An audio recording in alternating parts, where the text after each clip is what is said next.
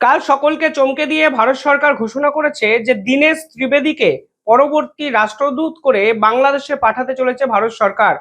দেখুন, এক কথায় যদি এই সিদ্ধান্তকে বিশ্লেষণ করি তাহলে আমার অন্তত ব্যক্তিগতভাবে মনে হচ্ছে এটি নিখাদ এক মাস্টার স্ট্রোক। কেন আমি বলছি মাস্টার স্ট্রোক? প্রথম কথা, দীনেশ ত্রিবেদী অত্যন্ত অভিজ্ঞ এক ব্যক্তি এবং সব থেকে ইম্পর্টেন্ট বিষয়, তিনি নিখাদ বাংলাটা ঝরঝরে বলতে পারেন। ফলে এই বাংলা ভাষী একজন ব্যক্তিকে এই মুহূর্তে বাংলাদেশে পাঠানো সব থেকে গুরুত্বপূর্ণ একটি পদক্ষেপ বলে আমার মনে হয়েছে।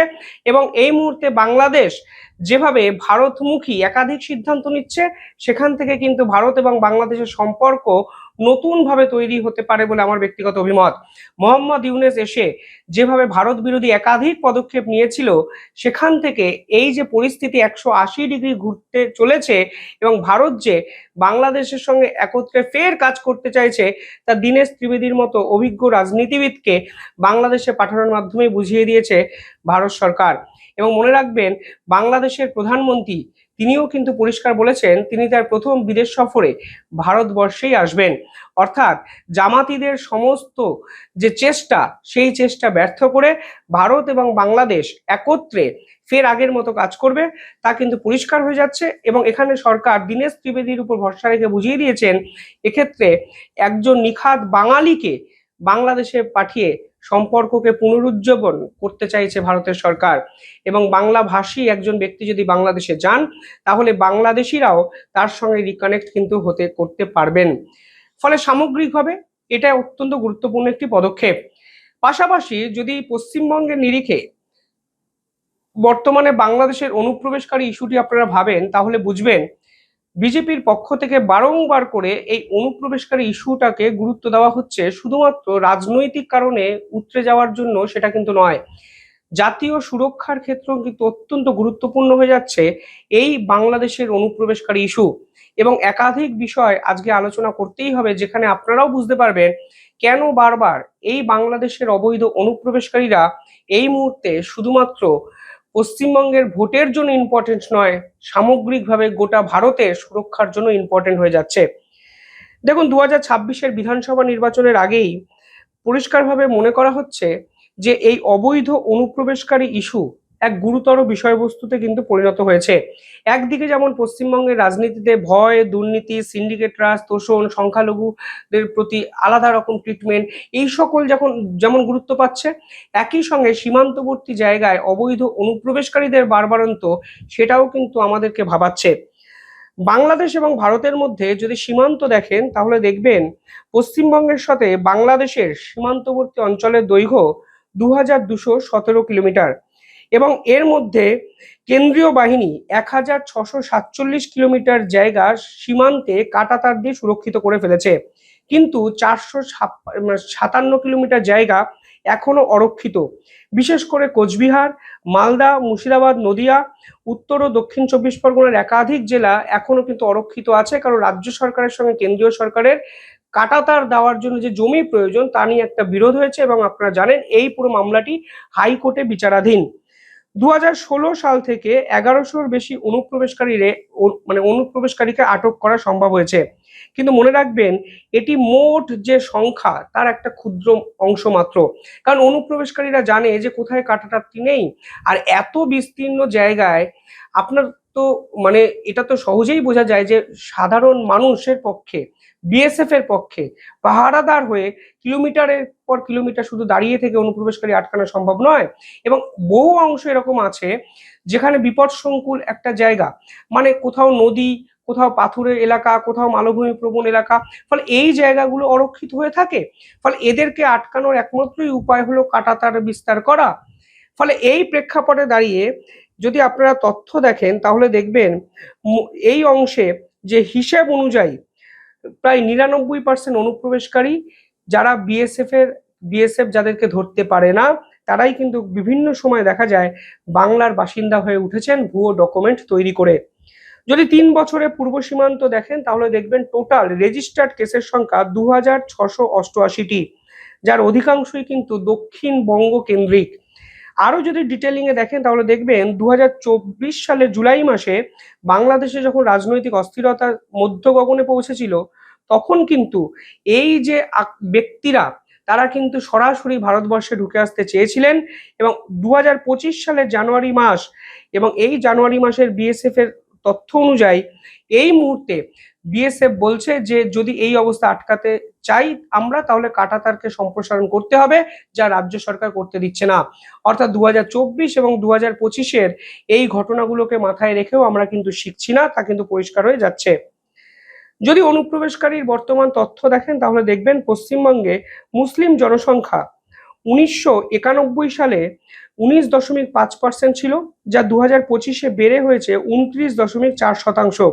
যার মধ্যে 2011 থেকে বা 2001 থেকে 2011-র মধ্যে বসিরহাট, নদিয়া, মুর্শিদাবাদ বিভিন্ন জায়গায় কিন্তু সংখ্যালঘু সম্প্রদায়ের মানুষের যে শতাংশ বসবাস তা কিন্তু বাড়তে শুরু করেছে। মুর্শিদাবাদের সীমান্ত অঞ্চলগুলি অত্যন্ত সংবেদনশীল অঞ্চলে পরিণত হয়েছে। আপনারা জানেন দিল্লি বিস্ফোরণ কাণ্ডে সরাসরি মুর্শিদাবাদের নাম জড়িয়েছিল এবং এই অঞ্চলে অধিকাংশই অনুপ্রবেশকারীরা ব্যবহার করার চেষ্টা করেন, তা একাধিক রিপোর্টে খবরে কিন্তু আমরা দেখতে পেয়েছি।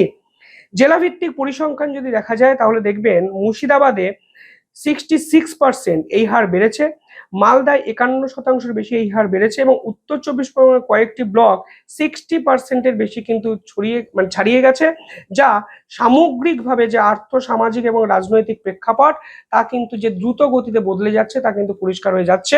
এবং এর পিছনে অনেক ক্ষেত্রে অনুপ্রবেশকারীরাই দায়ী, তারা কিন্তু বিভিন্ন ক্ষেত্রে এই খবর সামনেও এসেছে বিভিন্ন সময়। পাশাপাশি যদি দেখেন জাল পরিচয়পত্র বানানো এই রাজ্যে একটা মেজর ইস্যুতে পরিণত হয়েছে। বড় একটা নেটওয়ার্ক তৈরি হয়েছে এবং এই নেটওয়ার্ক এই অবৈধ অনুপ্রবেশকারীদের খুব সহজেই জাল আধার কার্ড, ভোটার কার্ড কিন্তু বানিয়ে দিচ্ছে। পাশাপাশি ধারাবাহিকভাবে বিভিন্ন ক্ষেত্রে এই যে নেটওয়ার্ক তৈরি করা হচ্ছে, মানে এই যে ভুয়ো আধারের নেটওয়ার্ক তৈরি করা হচ্ছে, সেই খবর সামনে এলেও সরকার কিন্তু বিভিন্ন ক্ষেত্রে উদাসীন দেখা যাচ্ছে। সাম্প্রতিক সময় যদি এসআইআর এর তথ্য দেখেন তাহলে দেখবেন 32 লক্ষ সন্দেহজনক নাম এক্ষেত্রে কিন্তু সামনে আসে এবং এই পার্টিকুলারলি বিভিন্ন ক্ষেত্রে দেখা গেছে যে এসআইআর শুরু হওয়ার পর বহু ব্যক্তি বহু জায়গা ছেড়ে কিন্তু পালিয়েও গেছে, যাদের মধ্যে অধিকাংশ ছিলেন বাংলাদেশি। সেই তথ্য কিন্তু আমরা বিভিন্ন সময় দেখেছি। আইন শৃঙ্খলার যে অবস্থা তাও কিন্তু অত্যন্ত উদ্বেগজনক জায়গায় পৌঁছাচ্ছে। 2021 সালের নির্বাচনের পর থেকে 13টি বড় ধরনের এখানে বিভিন্ন কর্মকাণ্ডের ঘটনা আমাদের সামনে এসছে, যা 77% হয়েছে শেষ 3 বছরে। বা মুর্শিদাবাদে দাঙ্গা বলুন, ধর্মীয় যে আক্রোশ বলুন, সেই সংখ্যাও কিন্তু বাড়তে শুরু করেছে এবং কারা এর পিছনে অরিজিনালি আছে সেই তথ্য কিন্তু বিভিন্ন সময় আমাদের সামনে আসে, যা আসলে পশ্চিমবঙ্গ সহ আমাদের দেশের সুরক্ষার জন্য অত্যন্ত ইম্পর্টেন্ট। বিভিন্ন সময় বিভিন্ন ক্ষেত্রে আমরা দেখা যায় যে হিন্দু প্রধান একাধিক উৎসবের সময় বিভিন্ন ঘটনা আমাদের সামনে ঘটছে। এপ্রিল 2025-এ ওয়াক অফ ইস্যুতে আমাদের রাজ্যে যে ঘটনা সামনে এসছে তা কিন্তু এক কথায় ভয়াবহ। এমনকি রাজবংশী এবং মতুয়াদের মতো যে সম্প্রদায়গুলো আছে তারাও কিন্তু এর ফলে চাপ অনুভব করছে, যা কিন্তু আজকে এড়িয়ে যাওয়ার মতো অবস্থা নেই। সব মিলিয়ে আপনারা যদি দেখেন তাহলে দেখবেন বাংলাদেশ যেভাবে অরাজকতায় ভরে গেছে, পশ্চিমবঙ্গের বৃহৎ অংশে সেই অরাজকতার প্রতিচ্ছবি কিন্তু আমরা দেখতে পাচ্ছি। জৈশ ই মোহাম্মদ বলুন, তেহরিকুল মুজাহিদ্দিন বলুন, আনসারুল্লাহ বাংলা টিম বলুন, জামাতুল মুজাহিদ্দিন বলুন, বিভিন্ন বাংলাদেশের সন্ত্রাসী গোষ্ঠীগুলো আজকে আমাদের এই বাংলাকে ব্যবহার করার কিন্তু চেষ্টা করেছে। বেঙ্গালুরুর রামেশ্বরম ক্যাফের যে বিস্ফোরণ হয়েছিল, সেই বিস্ফোরণের সময় যে স্লিপার সেল এবং সন্ত্রাসী মডিউলের আমরা যোগাযোগ পেয়েছিলাম তা কিন্তু সরাসরি বাংলাদেশি যোগকে স্পষ্ট করে। এবং একই সময় মাদক পাচার, সোনা পাচার, অবৈধ অস্ত্রের নেটওয়ার্ক এবং বিভিন্ন ক্ষেত্রে পাথর প্রতিমা, দত্তপুকুর, কল্যাণীর মতো জায়গাগুলো আমাদের কিন্তু অত্যন্ত কনসার্নিং ইস্যু হয়ে যাচ্ছে অবৈধ কাজকর্মের সঙ্গে নাম জড়িয়ে যাওয়ায়। ফলে সব মিলিয়ে আপনি যদি দেখেন তাহলে দেখবেন আমাদের এই মুহূর্তে সীমান্তে অনুপ্রবেশকারী মেজর একটা ইস্যুতে কিন্তু পরিণত হয়েছে। এই প্রতিকূলতার মধ্যেও সীমান্ত পরিকাঠামো এবং আইন প্রয়োগ ব্যবস্থাকে আরো জোরদার করা হয়েছে এবং আপনারা জানেন আগের বছর পেট্রোপোলে প্রধান ট্রানজিট পরিকাঠামো উন্নয়ন করা হয়েছিল, যেখানে নতুন করে 7টি সমন্বিত চেকপোস্ট তৈরি করা হয় এবং সীমান্ত এলাকার যে উন্নয়ন, সেই উন্নয়নকে করার জন্য বিপুল পরিমাণে টাকা অ্যালোকেট করা হয়। কিন্তু টাকা অ্যালোকেট করলেও আজকে এই অঞ্চলের জাল ভোটার কার্ড, আধার কার্ডের যে রমরমা, তা কিন্তু আজকে আমাদের কাছে নিঃসন্দেহে এক প্রধান মাথা ব্যথার কারণ। এবং মনে রাখবেন, দিনের পর দিন বাংলাদেশিরা কিন্তু এই জায়গাগুলোকেই টার্গেট করে এবং আমাদের দেশকে অশান্ত করার চেষ্টা করে। সাম্প্রতিক বছরগুলোতে প্রায় 5,000-এর বেশি অবৈধ যে বাংলাদেশি আছে তাদেরকে পাঠানো হয়েছে তাদের নিজেদের দেশেই। পাশাপাশি চোরাচালান এবং মাদক সংক্রান্ত একাধিক ইস্যুতে কড়া ভূমিকা নিয়েছে ভারতের সেনা। সীমান্ত নিরাপত্তা তা সত্ত্বেও দিনের শেষে কিন্তু অসম্পূর্ণ একটা ইস্যু হয়ে থেকে গেছে। তার প্রধান কারণটা হলো ভূমি সংক্রান্ত বাধা।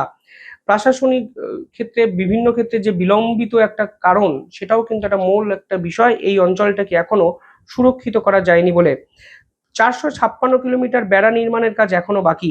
বেশ কয়েকটা জায়গায় বেড়া নির্মাণের প্রচেষ্টা হলেও বিভিন্ন সময় কিন্তু প্রতিরোধ তৈরি করা হয়েছে। ফলে সব মিলিয়ে এই জায়গাগুলো কিন্তু আজও অরক্ষিত। যদি ভবিষ্যতের দিকে তাকান তাহলে দেখবেন এই অঞ্চলের নিরাপত্তা এবং স্থিতিশীলতা যদি ফেরাতে হয়, তাহলে বেড়া নির্মাণটাই একমাত্র পথ। এবং যদি বেড়া নির্মাণ সম্পূর্ণ করা হয় তাহলে অবৈধ অনুপ্রবেশকারী অনেকটা কমবে, আইন শৃঙ্খলার উন্নতি হবে এবং সব মিলিয়ে বাংলা স্টেবল হবে, গোটা ভারত কিন্তু স্টেবল হতে পারে। আর এই প্রেক্ষাপটে দাঁড়িয়ে দীনেশ ত্রিবেদী বাংলাদেশে রাষ্ট্রদূত হয়ে যাচ্ছেন, যা এই পুরো বিষয়টাকে কিন্তু বাংলাদেশেও আজকে হাইলাইট করার মতো একটা সিচুয়েশন তৈরি হয়েছে বলেই ভারত সরকারের এই সিদ্ধান্ত নেওয়া হয়েছে। এবং নিঃসন্দেহে এই অবৈধ অনুপ্রবেশকারী ইস্যুতে বাংলাদেশের সরকারের সঙ্গেও ভারত যেভাবে অ্যাগ্রেসিভলি এর আগে কথা বলেছে, ভবিষ্যতেও সেই কথা বলবে নতুন রাষ্ট্রদূতকে কাজে লাগিয়ে। আপনারা কিভাবে দেখছেন এই সিদ্ধান্ত, কমেন্টে জানাবেন। দেখতে থাকুন দ্য ইন্ডিপেন্ডেন্ট বেঙ্গল। ধন্যবাদ।